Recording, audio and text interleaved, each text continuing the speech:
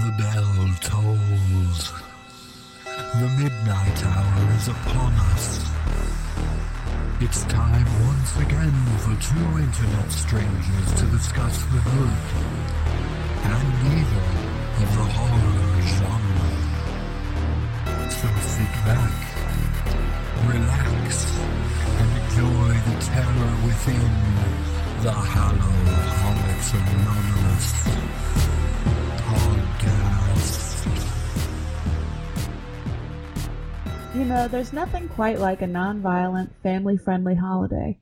A time for giving thanks. A time to eat just enough to feel a mild concern you may not be able to fit into your pants tomorrow. A time...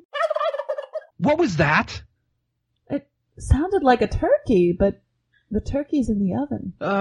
We better hurry up and start the podcast. I've got a bad feeling about that turkey. Hi, I'm Maddie. And I'm Corey. And this is Hallow-Holics Anonymous. A show dedicated to all things horror and occasionally Halloween. Now, we'd better get this part done with so we don't forget. Which part? The part that you always forget to do. Oh my God. I'm getting there. I'm trying to fix it. All right, there. Everything's difficult. All right. On this day in horror history, Leon Trotsky expelled from Soviet Communist Party, paving the way for Joseph Stalin. Well, it's definitely horrific. I mean, November 12th, nothing happened with scary movies, but... It led to some terrible, terrible things that were scary and bad for a lot of people. That was on this day in horror history. Thanksgiving is around the corner. I'm sorry, I'm already thinking about these movies. I mean, you know what? I don't think they've gotten their due attention. These works of art, these cult classics, and in fact just modern classics, it's a crime. I agree. The first Thankskilling, they couldn't find anybody to distribute it, obviously, so they sold it themselves on Amazon, only selling 1,000 copies in the first year of its existence. Which is funny, because not too long after that, I saw it on Netflix. Yeah, I remember passing it up on Netflix a lot, but I never watched it. And I think this was actually, the first time I heard about this movie was one of my students years ago were like, oh, you should watch this, it's really bad. And it was like a tradition for them, but I just never ended up watching it. And I'm so glad I have now. I can't believe I've missed this. It's self-aware bad, though, and that's what's great about it. It's not trying to be a good movie. No, it's not, and that is what I love about it. And they really do some funny thing. No, funny. I don't even know how to explain it. We'll wait till we get there. How do you like? What do we talk about Thanksgiving here? Oh yeah, we should talk about Thanksgiving. So Thanksgiving is an American holiday where we celebrate taking everybody's stuff. Well, I mean, really, the inception of Thanksgiving was more about having another day to relax before Christmas, you know, because we needed that extra holiday in the middle of the year during a time when there'd be ample food from the season. But yeah, I get what you're saying. I don't know. It's a weird holiday for me. Like, I like the idea of getting together and giving thanks, but I don't necessarily like what the holiday is really built on, you know? I mean, the idea is that it's a national holiday, occurs on November 22nd in 2018. The Plymouth colonists and the Wampanoag Indians shared an autumn feast, which is considered the first Thanksgiving. And then we killed them. During the Civil War, Abraham Lincoln proclaimed Thanksgiving a national holiday. It's okay. It's a holiday that somebody wanted to have, not necessarily because of the legend, but because wanted a holiday. Yeah, pretty much. I hate what it sort of has come to represent as far as historically, but I do like the fact that this is one of the few holidays that y'all didn't steal from the pagans. Mm-hmm. So that's kind of a nice, refreshing thing. Thanksgiving is a Christmas? It's an American holiday. You're one of us. It is not a Christian holiday. No, that's what I'm saying. This one isn't. You guys took Christmas from the pagans. You guys took Easter from the pagans. You took Halloween from the pagans. And we made them into Christians, and then they celebrated our holidays. No way. You guys were like, all right, pagans like to get together and dance around fire on this date. We're going to have our Jesus Day here. That's probably in the Bible. I like it when you don't actually know how to respond to the dumb stuff I say. Why are you always taking pot shots at my religion, sir? I don't really mean to. I do it for comedy's sake, but I have nothing but respect for your beliefs, Maddie. Okay, so basically Thanksgiving wasn't really an official holiday until the mid-1800s, but it was something that people individually celebrated, just as a nice sort of holiday together as families. Does that make you feel better? Yeah, it makes me feel a little bit better. I still think I'm right, but that's okay. So, here it is. To quote the Saturday Evening Post. As the United States was divided by the Civil War, Hale wrote a letter to President Lincoln urging him to make the day a national event, one that would bring Americans together. On October 3rd, 1863, Lincoln did just that, declaring the last Thursday in November a day of thanksgiving and praise. Thank you, Abraham Lincoln, for screwing up my birthday sometimes. Thank you for encouraging the North and the South to unite once more as a union. And that was thanks. helpful, too. Yeah. I'm sorry. So Thanksgiving happens the last Thursday of November. My birthday is November 22nd, which means occasionally my birthday falls on Thanksgiving, which sucked a lot of the time because back in the day when my family still talked to each other, my uncle would come over with his family, and my uncle was just the biggest jerk to me on Thanksgiving. Or actually, any time he was around, he was a big jerk to me. I'm right there with you. I have a jerk uncle, too. Oh, I think everybody does. But I don't totally mind him now. He's generally he's a gamer now too, so we have that in common. But when I was a kid, he would just make fun of me for being weird, so sometimes my birthday would just be my mom's brother mocking me for hours and hours, and it was pretty bad. But that's Abraham Lincoln's fault, Maddie. Listen. Without Thanksgiving, we wouldn't be able to have leftover turkey sandwiches twice a year. Do you want to live in a world without leftover turkey sandwiches twice a year? I'm not a huge turkey guy. I'm more of a chicken guy. You don't like turkey, huh? I don't mind the right part of the white meat of a turkey. Oh, wow. Oh, my gosh. No, hear me out here. You just, triggered half of our audience. Hear me out. So there are there's the dark meat, which is horrible and an abomination and should not exist at all. My dad likes that. My dad loves dark meat. And then that must be a dad thing. Well, it's moisture. And then you have the white meat is kind of dry. Yeah, and I prefer that. It's also the white meat has a better texture with the right part of the white meat. There's the wrong part of the white meat too, which I'll get to. That sounds like a weird movie name. The wrong part of the white meat. Or it's some white nationalist blog. Anyway, so you've got the sort of the white meat that's a little bit dry but still delicious, and you can pull it apart and it comes up kind of like string cheese. You know what I mean? Yeah. But then you have the white meat that spend too much time. Guys, I swear this isn't a metaphor for racial relations. I love everyone no matter who they are, because what I'm going to say sounds a little bit racist, but I don't mean it like that. I'm specifically talking about turkey. Just turkey. And not like turkey in the groovy kind of 70s way either. Right, not that. This is not turkey as in jive. This is turkey as in the actual beast. That you consume.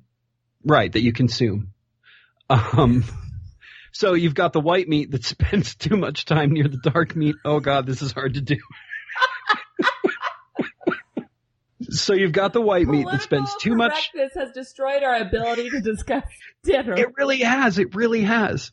But so you've got the white meat that has spent too much time near the dark meat, and it sort of takes on the characteristics of the dark meat in not necessarily the way it looks, but the way it acts. Jesus Christ. I'm trying to make a point about turkey. It's just dark meat that looks like white meat. It is. There's this section of white meat that is more like dark meat than it is white meat, and it's gross. It doesn't do that string cheese thing when you pull it apart, and it needs to stay over there in the dark meat category. I don't like it. So when you go in for leftovers, is my whole point of this convoluted mess of a story. When you go in for leftovers, sometimes it's hard to differentiate the good white meat from the bad white meat. and you make a sandwich thinking, okay, I did it. I got all good white meat. We're good to go. Got my mayonnaise, got my sriracha and all that stuff on it. We're good. And then you bite into it and you realize you screwed up and there's some bad white meat in there. And no amount of sriracha mayonnaise can take that away. And you remember it forever and it's terrible. Is this a metaphor for a jobs program or? This is not a metaphor. I'm talking about real life and actual food. You know what? I don't care what part of the turkey is. It's all delicious. That's weird. But I don't have any biases about my turkey? Yes, I think that's weird. I think everybody prefers something. That was very specific of me. So yeah, I hope you guys aren't terribly offended and you understand what I mean. Thank you for your time. But does your sandwich have the moist maker? Oh, you just said that word. I hate to be cliche, but that word. So my favorite thing about Thanksgiving is the fact that these movies exist. That's what I've decided. Without Thanksgiving, we can't have Thankskilling. Because that's the best segue we could come up with. Yeah. Hey, I thought it was pretty good. Yeah. Oh, seriously, you've kind of changed my life here. I thought for a long time that Die You Zombie Bastards was the only movie of its kind. And then you show me Thankskilling 3. Mm-hmm. I mean, we're going to talk about Thanksgiving 1 right now, but... Thanksskilling. Yeah. I'm going to do that a bunch, I bet. I like Thankskilling, but I loved Thankskilling 2. And Maddie will get to that. So we're going to get through my part just to get to her part. Now, we're probably going to do a lot of talking during this first trailer just because there's no dialogue. It's mostly dramatic music. The music was actually pretty good in these movies, too, especially 3. Except they don't use that song in this trailer, and you're about to find out. 5 college students. I like that guy. I thought he was funny. And he was ridiculous. Yeah. Yeah. They nailed the tropes. Yeah, they really did. Guys, I was thinking, since it's Thanksgiving and all that, we should go around and say what we're thankful for. I'm thankful that your mom has the juiciest in town. Oh my goodness. Maddie's Victorian sensibilities have been offended. In the settlement of Crawford, My word. an old Indian by the name of Feathercloud was dishonored. I've got the vapors. Feathercloud necromanced a turkey. A turkey that would stop at nothing to get what he wanted. To kill. They would never forget. Okay. You don't believe me, do you? I do believe you. There's no such thing as an evil turkey. There's no such thing as an evil turkey. This little baby bunny got its stomach gnawed open by a beak. Not just any beak. A turkey beak. There's no such thing as an evil turkey. There's no such thing as an evil turkey. Oh, wait. I lied. Oh, God. He has only one thing to say. You just got Gobble, gobble. I screwed that up. Gobble, gobble, mother. Oh my gosh, I told you we were going to keep this clean. Go team, Johnny.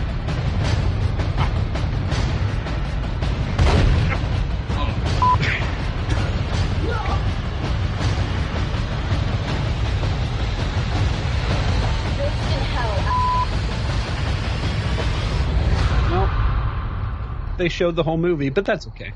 Yeah, what did you expect from a movie about a killer turkey? So tell us about Thankskilling, Corey. So, Thankskilling was filmed in 11 days for only $3,500. And it shows.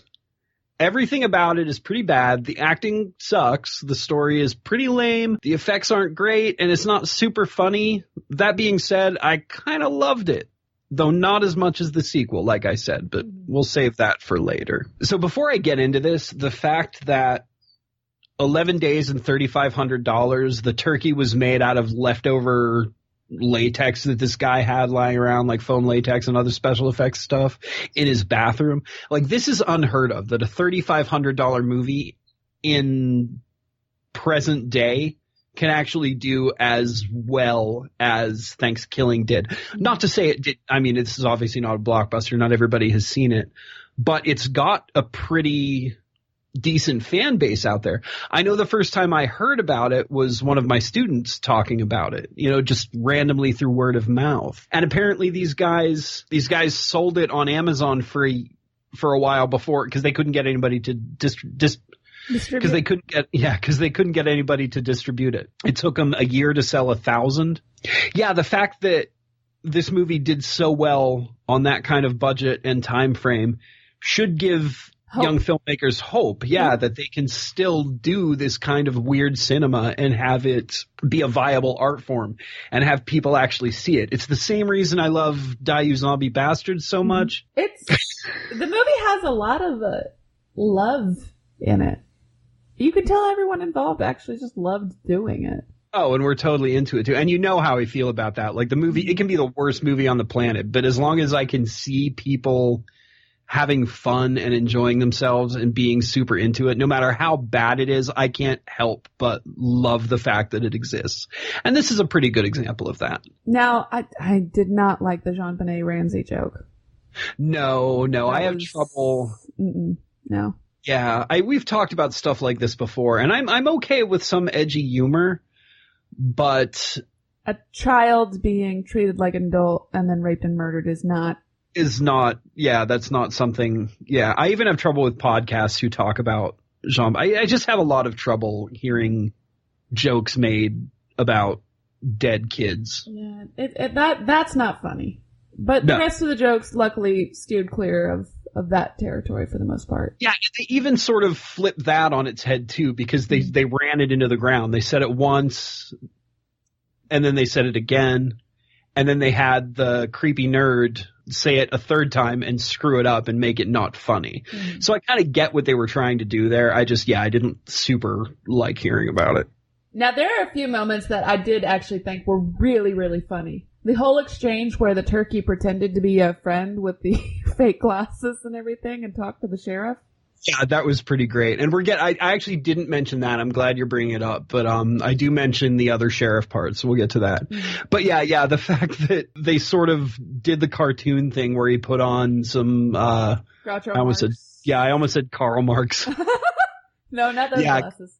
Right. The fact that that just works as a disguise was absolutely hilarious to me.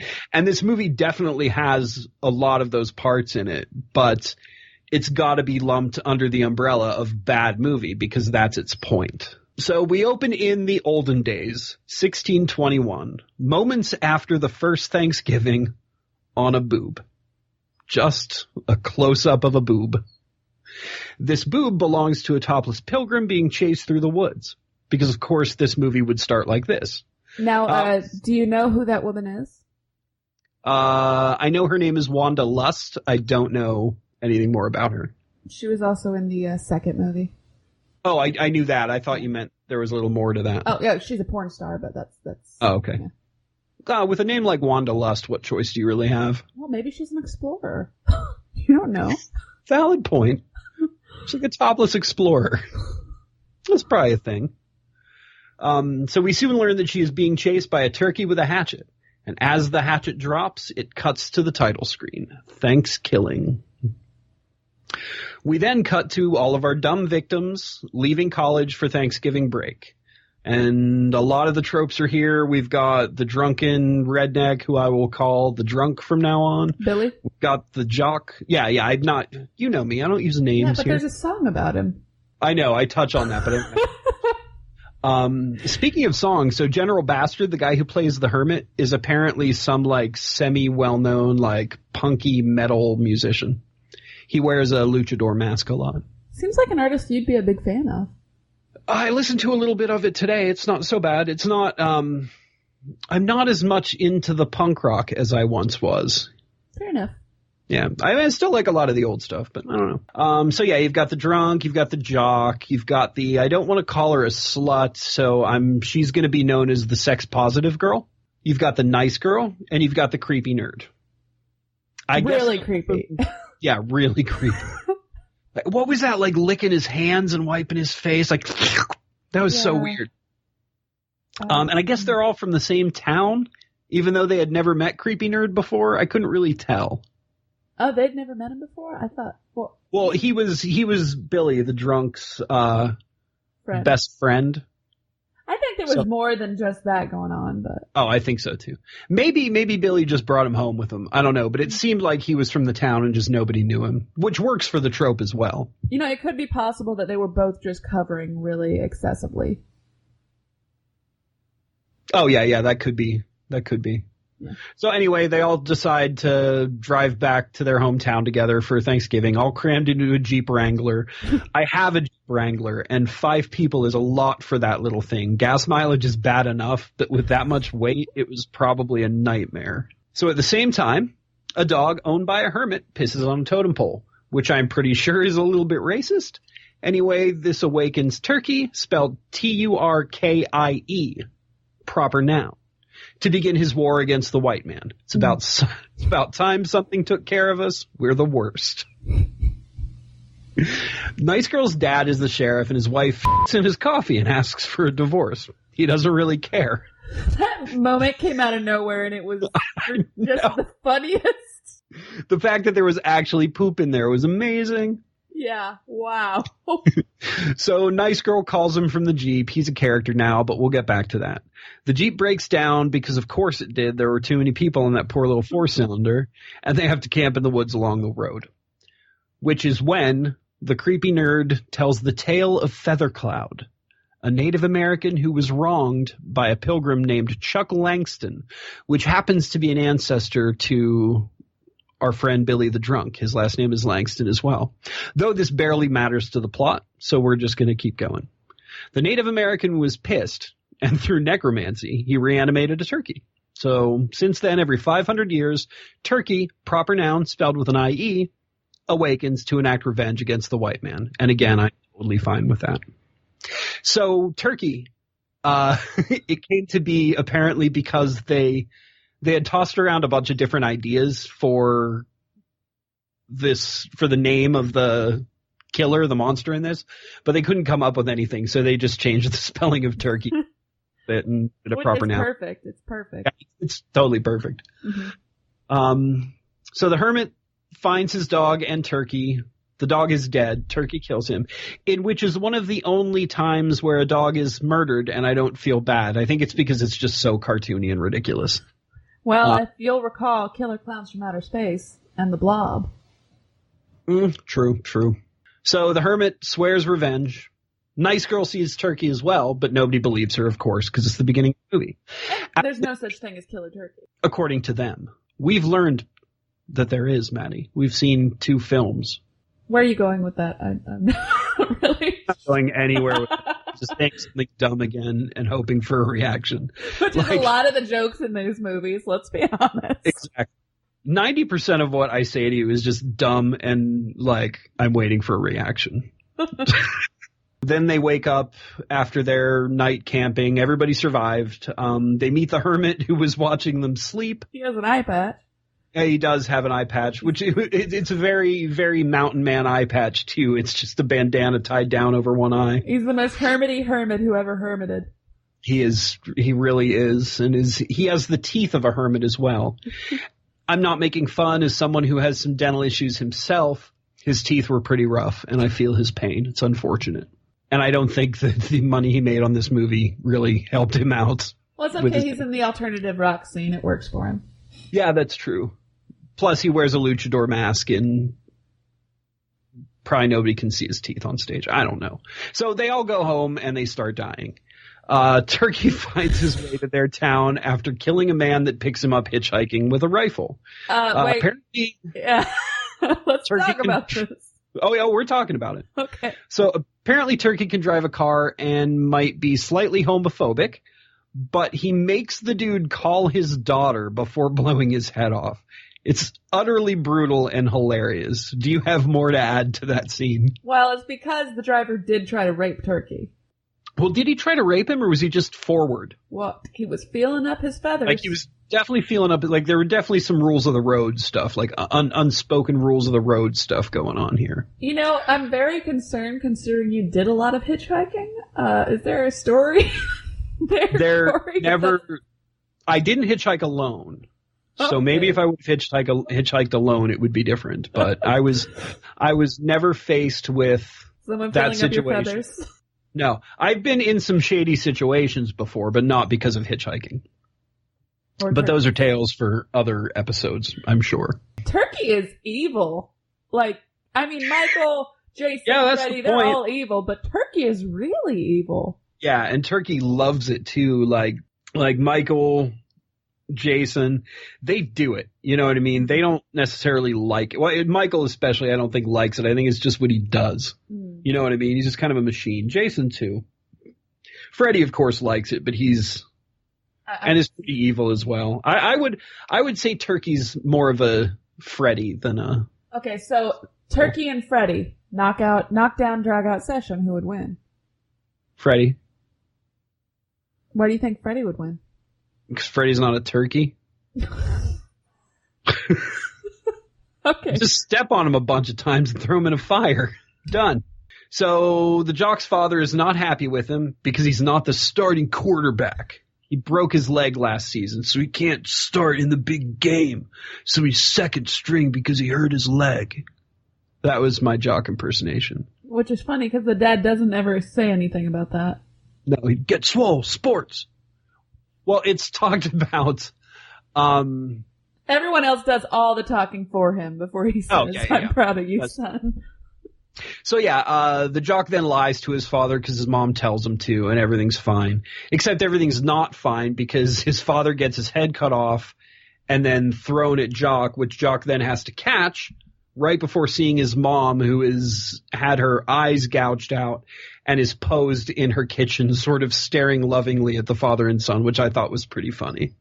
It is, it's an awesome way to ruin what would have been an emotional scene in any other movie. Right. So now the jock knows that the turkey is real. Next up is the sex positive girl. This is the scene everybody brings up when they talk about this movie, because har, turkey raping woman. I didn't find this quite as entertaining as most people do. I just don't have the stomach for rape scenes. Okay, fair enough. Scenes, or I mean, it was different when it was the dude in the car and the turkey. You know what I mean? Mm-hmm. That's a car and a puppet. But Turkey was asking for it. Exactly. Damn it, Maddie. That's supposed to be what I say, not you. It's supposed to be the good one. So she's at home making sweet love to a fella in her room. Turkey shows up, cuts or possibly bites her beau's throat, and then rapes her. Says, quote, "You just got stuffed," and then breaks her neck. And that's the end of her. That's that scene, which, again, I get it. It's edgy comedy and whatever, but I don't know. I just wasn't super into it. I think the purpose was just to show the turkey having sex. Oh, I fully think so. And again, it's cartoony, but he then kills the nice girl's dad and wears his face. And this is probably the funniest. I'm laughing thinking about it now. This is probably the funniest part in the entire movie. Everybody, he's a turkey, obviously, wearing this terrible, stitched together, shrunken version of her father's face. And everybody's just like, oh yeah, that's dad. He looks shorter, but it's just low budget film at its finest. It's absolutely perfect. Mm-hmm. So this tricks the heroes into thinking her Turkey is her father, and they go in search of a book that her father for some reason has. Well, they didn't. They're like, my dad has a big library. He probably has a book on this. Let's go look. That was the conversation that got them to this. To be honest, the man doesn't seem like the kind of guy who reads. No, not at all. Lo and behold, he does have a book that knows how to stop Turkey, but the majority of the method is in code, and Creepy Nerd sets out to solve it. So they know that they need to get his talisman, which makes him mortal, but they don't know the next part, which turns out they need to speak some evil ritual backwards and then burn him at the stake. I love that the book says, and there are only 2 places you can find turkey: killing your friends or in a teepee. Or in a teepee.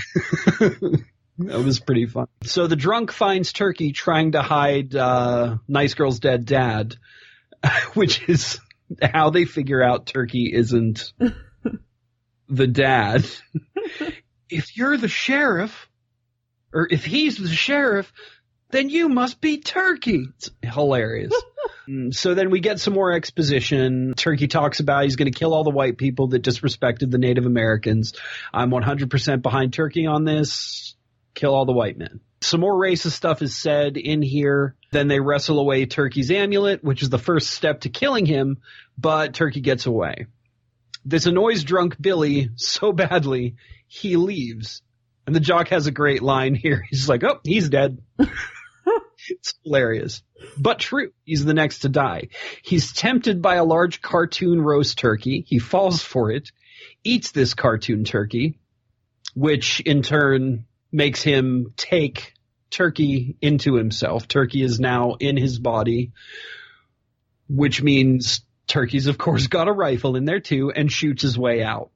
I feel like this is a metaphor for how the white man consumes the culture. Finish my thought for me. Make it sound smart, Corey. That culture will consume him. Mm-hmm. Exactly.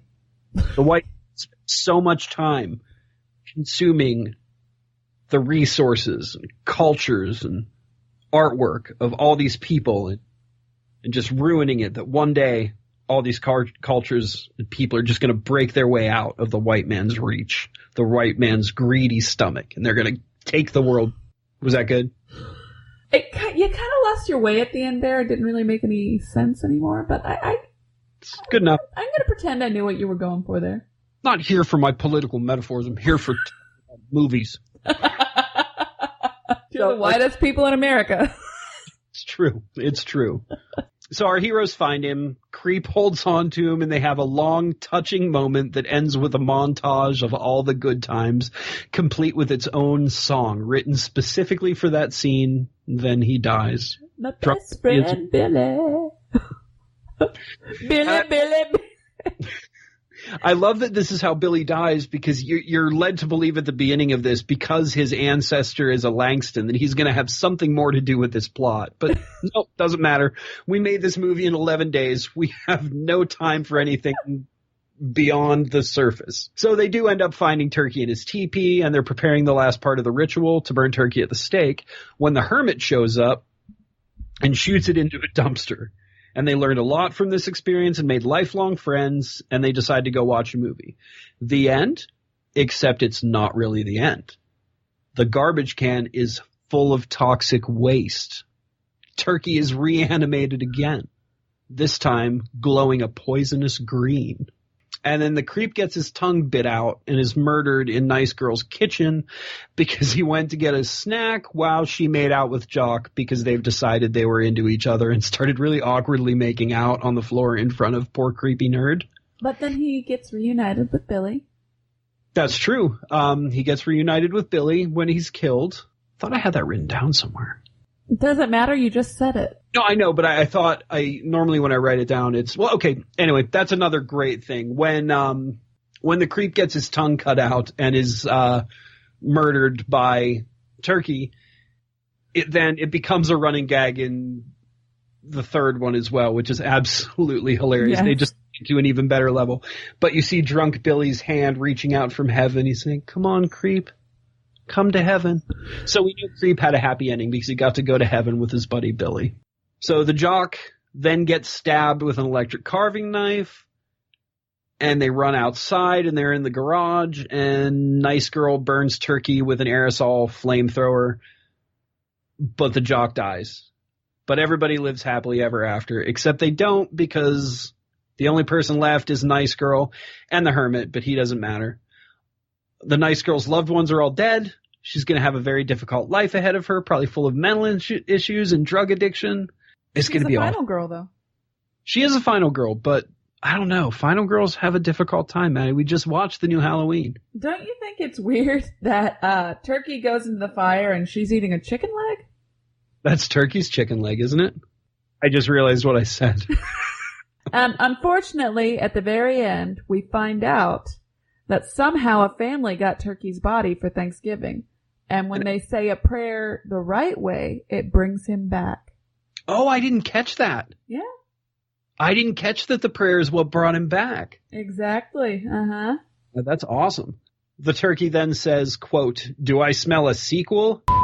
And the final tagline reads, "To be continued in space." Yeah. I didn't think I was going to like this when they introduced the cast at the beginning. Mm-hmm. You were like, Yeah. Daddy. Yeah, exactly. But and I knew that there were, I had seen the preview for years, so I knew I just had to get to yours because it was going to be ridiculous and even better. But I ended up really, really liking this. This doesn't really go to the point that yours does. It doesn't get to that die you zombie bastards weird. I mean, honestly, it's good. Yeah, it just takes a typical slasher like plot basically and Thanksgivifies it and makes it as ridiculous as possible while still sticking to the rules. Right, and spends a little bit of time turning some of it on their head, like the fact that they didn't all die in the woods. You know, none of them died in the woods. They got out of that. I thought that was pretty cool. I wasn't expecting that. And, you know, some of the references are great, like the fact that Turkee wears the sheriff's face like Texas Chainsaw Massacre, you know? It even kind of looked like the dude's face from Texas Chainsaw Massacre 2, the one with Dennis Hopper. Mm-hmm.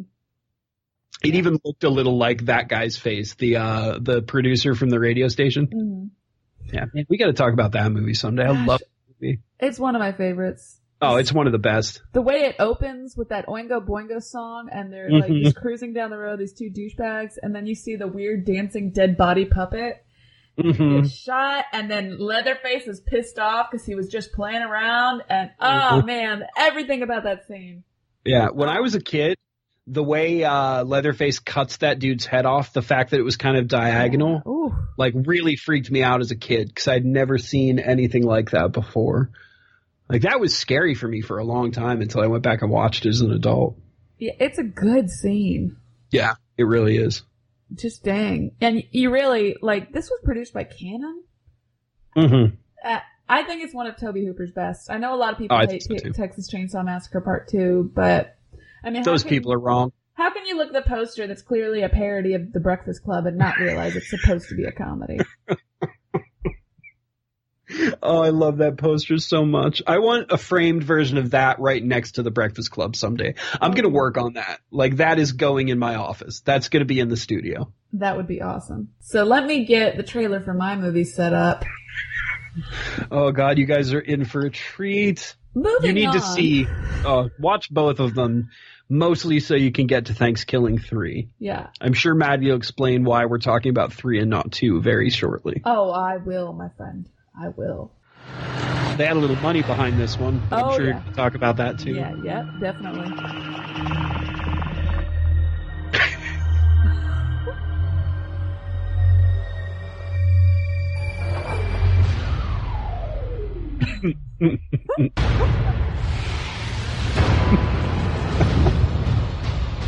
Gobble, gobble, mother.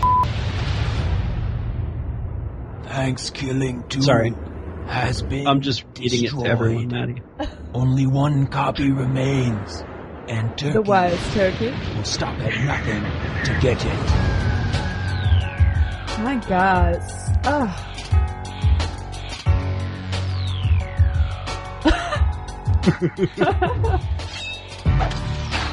Everything about this movie. Oh, it's just so ridiculous. Gravy.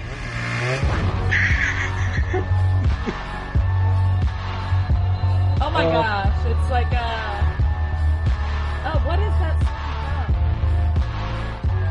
song from? It sounds like Godspeed You Black Emperor from 28 Days Later. Thank you. Yeah. Really cool mix. The first movie to skip its own sequel. Shall not pack!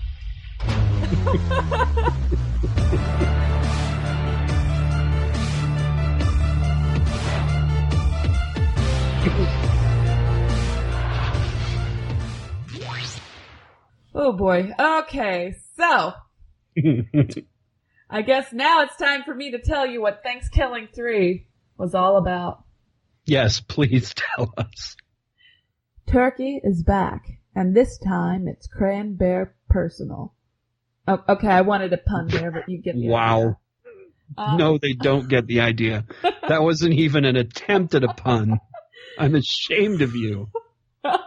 Having placed an evil curse upon Thankskilling 2, Turkee finds out the studios destroyed all but the last copy in the universe. So he does what Turkee does best and goes on an insane rampage to bring about the end of the world. If not for a charming brainless, or ovaryless, because it really didn't look like a brain, ethereal space muppet named Yomi, a Jefferson fanboy named... Wait. I'm sorry, I've got to interrupt you here. She is not a Muppet or a puppet. She is what Muppets and Puppets are based on. Yes, Mr. Nerd Boy Corey. They say it in the film. That's why I called her an ethereal space Muppet. She's a different entity. I feel like that's racist calling her that a little bit. Oh my gosh. You and your social felt warrior. SFW. I'll accept that. Okay. If not for a charming, brainless alien from a race that inspired Muppets, are you happy? Named Yomi. I appreciate that. A Thomas Jefferson fanboy named Uncle Donnie, whose life dream is to create a Thanksgiving theme park. A weird robot gimp with his master mistress ? Worm friend. And a rapping grandma. Not only was she a rapping grandma, but she was completely just ingrained into hip-hop culture because one of the only channels she had to watch was BET. An epic quest to save the world and possibly Thanksgiving leads viewers on a drug-fueled gravy train. Next stop, corn casserole. You know, the major trick to reviewing this movie is not getting really gross and vulgar and reining Corey in before he goes off the deep end. So hopefully I've done pretty good so far. Yeah, I'm impressed. But Thankskilling 3 takes it where Thankskilling Part 1 did not even dare go. No. So real quick, did you watch the post credits and see Grandma's rap? Oh, not for a long time. Should we? Oh, you have seen it before? A long time ago. Should we play a segment of it? I think that they just need to see it. Okay, I think guys. that we just need to encourage people to see this movie. See the movie, guys. Really, see the movie. Grandma does have her own crinkle wrinkle rap. It's amazing. So the opening scene the opening scene is a clip from Thankskilling 2 with Wanda Lust making another appearance as a spaceship? It's a boob again. Maddie doesn't want to say boob. Okay. There's a boob again. But she's a spaceship, right? I think she's just a lady floating around in space with her boobs out. Ah, okay. Well, Turkee blows her up and has a conversation with Pilot, which is Captain Let because Pi is his first name. Actually, Pi. I'm sorry. It's hard for me to think about what I watched and not laugh. And then you find out this was just a clip of a movie you're not going to ever see.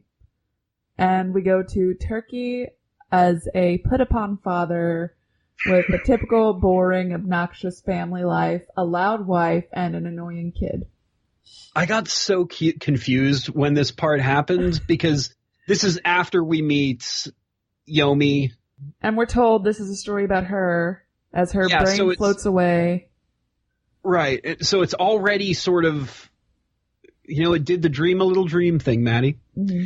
It already started as a series of sort of vignette kind of conversations. Mm-hmm. So I thought this was just like sort of another skit. I didn't get that this was actually Turkee's life until later on, but I'm sure you're going to get to the later on part, and I don't want to spoil your piece. So it's Turkee's birthday, and he finds out through the news that his movie is being destroyed, and it's not going to be released. His wife apparently already knew about this, and I think that's what pushes him over the deep end.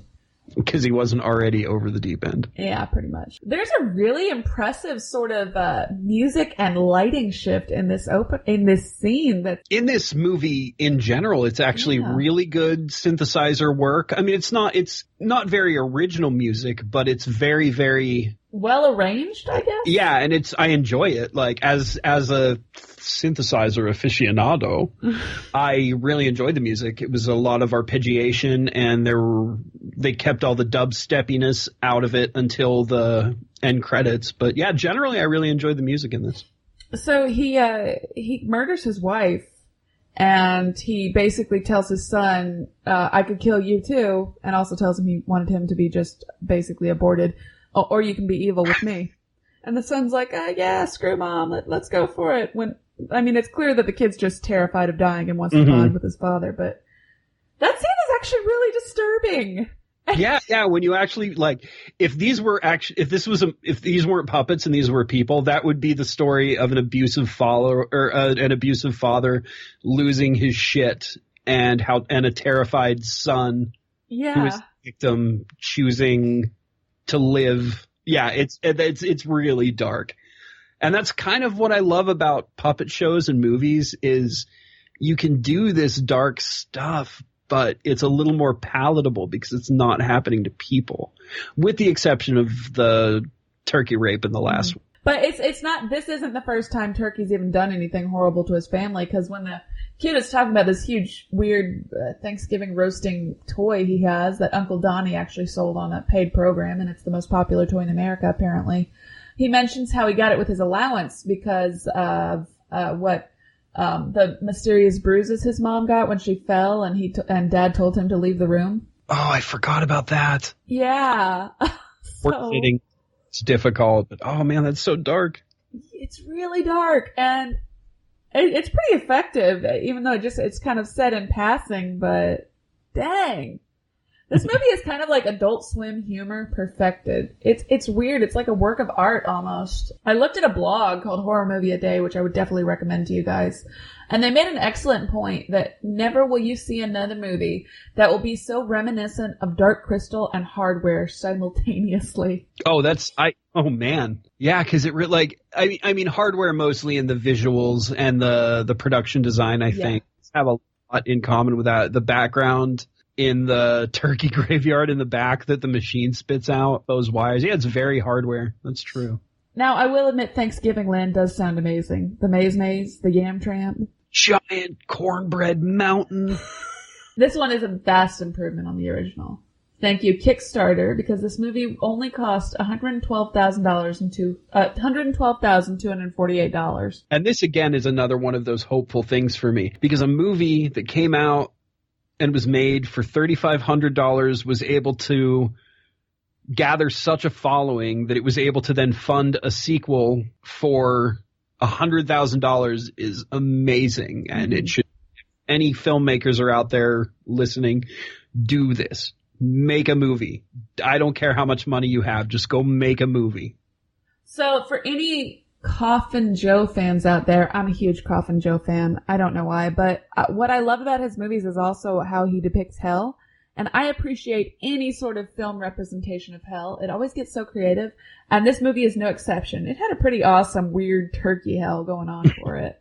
And it was like, the long shot of Yomi and Worm, or Rhonda. It was very Labyrinth and Dante-esque at the same time. And I'd kind of like to imagine that these space worms, Rhonda and Nerdworm, knew the worm from the Labyrinth, because it looked like the design was pretty much lifted from that creature. And also you've got this amazing depiction of hell, but then you've also got two rats smelling each other's butts to see what kind of cheese they have. And Yomi's really good at that game. Yeah, from far away too. She didn't even have to get up in the butt. When I was doing research on this movie, I found that you can actually license it for a special screening in a theater near you with you and your friends by going to tugg.com. That feels like a risky click. No, it's fine. Tug.com. It's not. I mean, yeah, given the humor of this movie, you would think, but no, I stumbled on that website and it wasn't gross. It's just an unfortunate name. One of my favorite bits about this movie was the trippy music video moments. My God. Yeah, that's another really good example of the budget constraints shining through. They really had to kind of go old school with the trippy visual effects, and it reminded me of Altered States, kind of, and the way any older psychedelic movie would do their sort of drug sequences. I really, really liked it. Mm-hmm. So you've got Turkee's side story. Eventually, like, you see him on a seagull taxi, and I think he kills the seagull, and then he pushes his son off of the seagull to die. And then he animates his son's soul to find the last DVD copy and possess it so that it's easier for him to track it down. Is that the idea? I think so. Now, but the only reason I'm saying that is because now that you say it, it makes sense. I didn't actually remember the son being on the seagull, but I do remember the mushed up bits afterwards, and I think that is what he did. I think you're right. And it is kind of really another really sad moment in that this son, even while he's dying, still loves his murderous father and trusts him even as he's dying and still wants to spend time with him. God, you make this movie depressing. I'm sorry. Okay, getting on to the most... It's okay. Like, I really like that you're doing it, but you really are. I'm just pointing out certain elements of the story that, like, probably shouldn't be glossed over. And no, if anything, I'm proud of you because this is the kind of thing I do to you. There's such weird humor and unnecessary jokes in this, and it's a weird amalgamation at times. So on the other side of the story, you've got the space worm with his skimp robot sidekick lover named Muff. Muff. I think Rhonda created Muff. Rhonda's friend Nerdworm created Muff. Oh, Nerdworm created Muff. Okay. Yeah. And they're trying to track down the last DVD copy before Turkee gets to it. In the meantime, Yomi has made friends with Uncle... What was his name? Was it Uncle Dan? No, Uncle Donnie. Uncle Donnie. The guy whose life dream is to have a, Thanksgiving theme park. Mm-hmm. And enemies with his brother, who's the head of security. Oh, Jefferson hated her. And of course, Grandma. And they decide that basically Worm explains that they can open a portal through Muff's butt. Butt vortex. Butt vortex to destroy the DVD, right? And then Turkee tracks them down.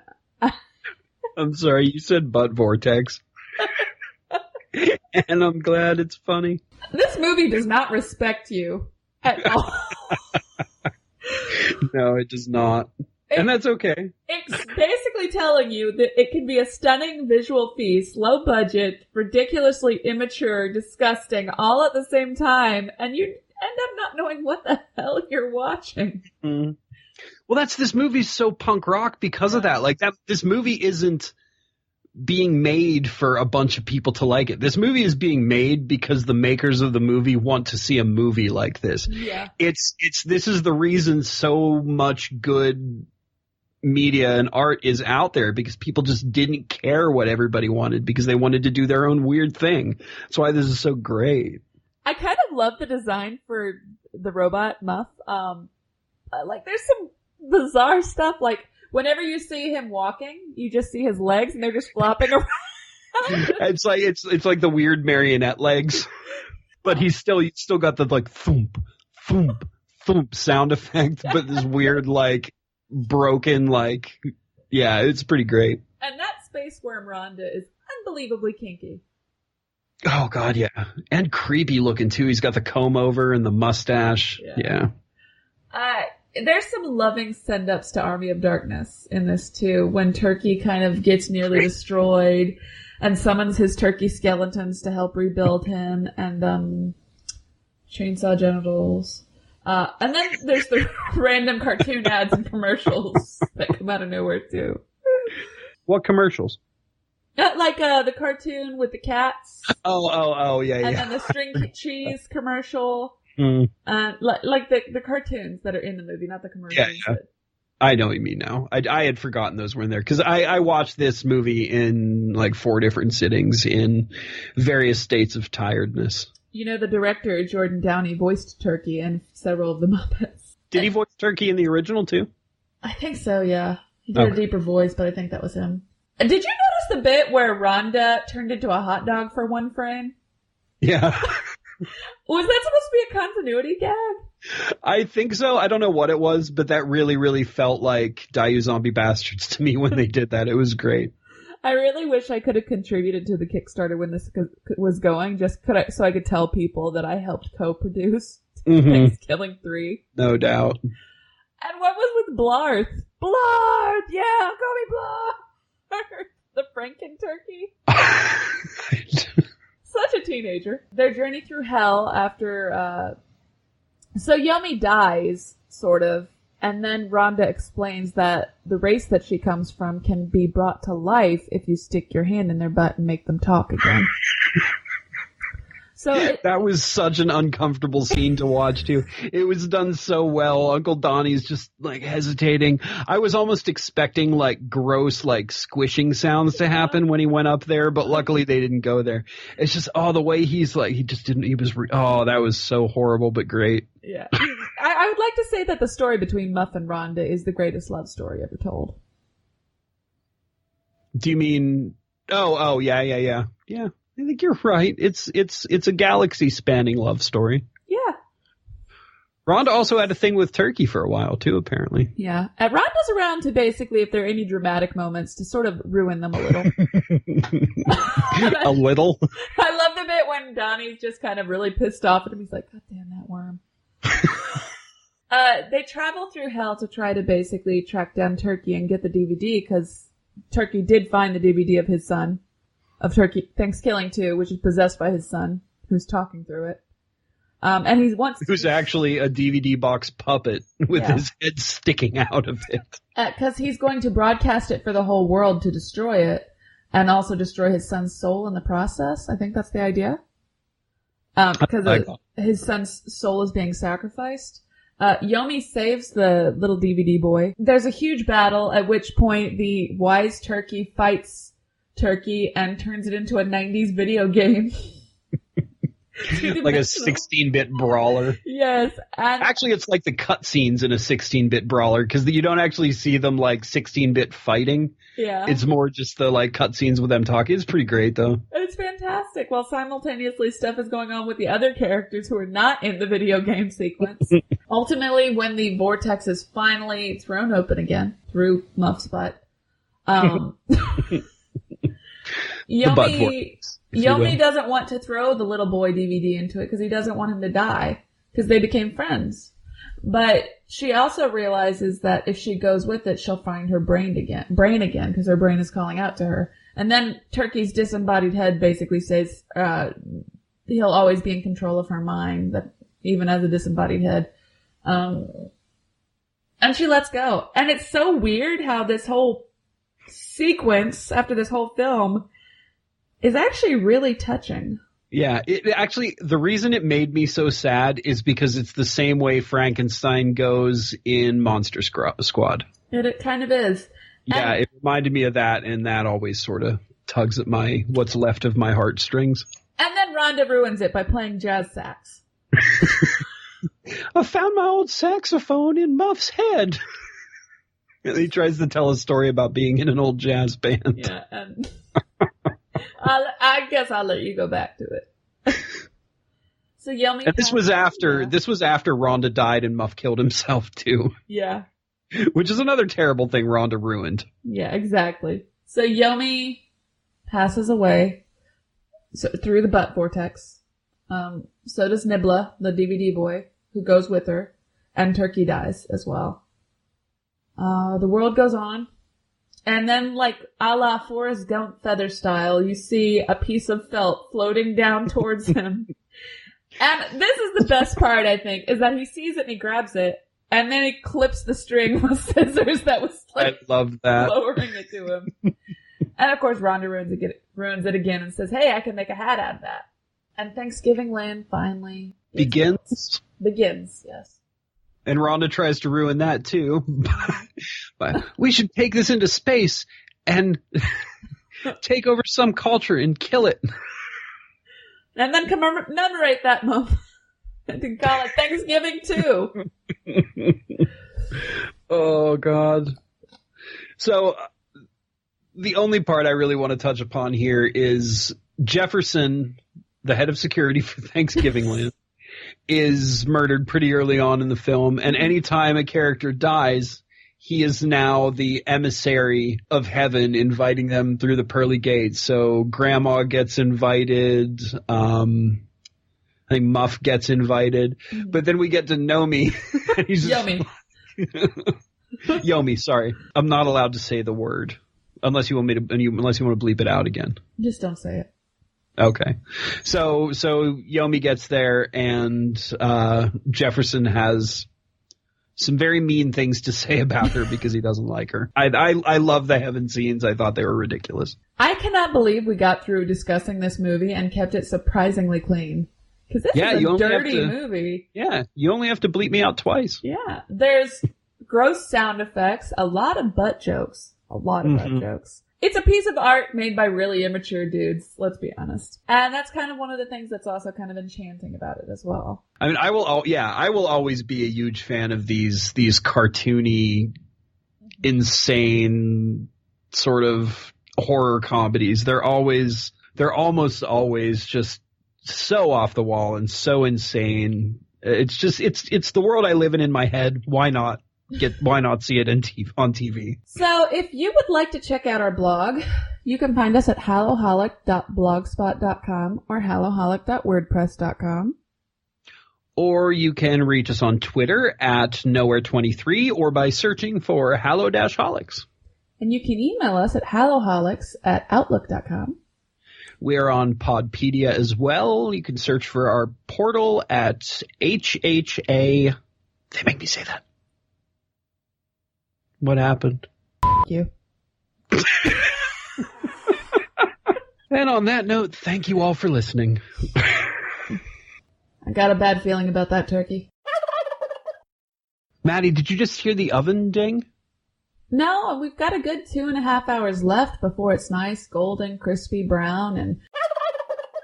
I thought you already took it out because the oven's empty. What? I'm going to go check it out. I'll be right back.